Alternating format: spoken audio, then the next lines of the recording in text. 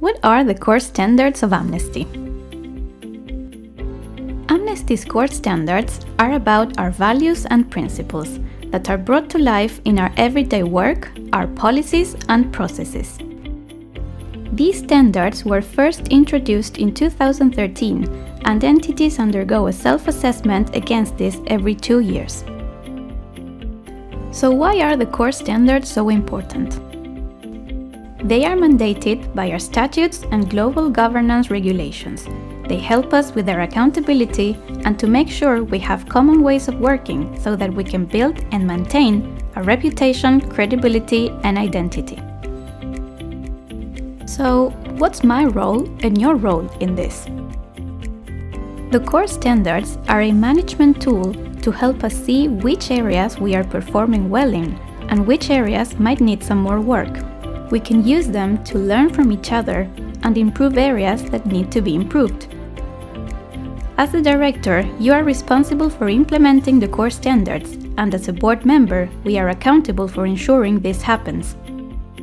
And then, together with you, to help steer where strategic decisions need to be made. As it is movement-wide, it allows a check on movement health and helps us to connect with others to address cross-organizational issues.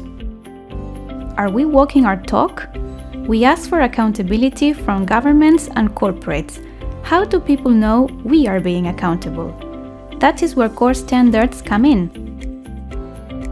What's new about this, and what are the key components of this?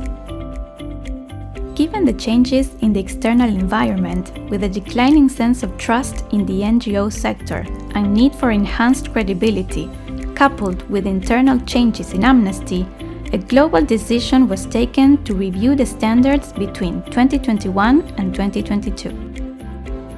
Following this, in 2022, a working group of national entities and international secretariat staff helped to finalize the updated standards.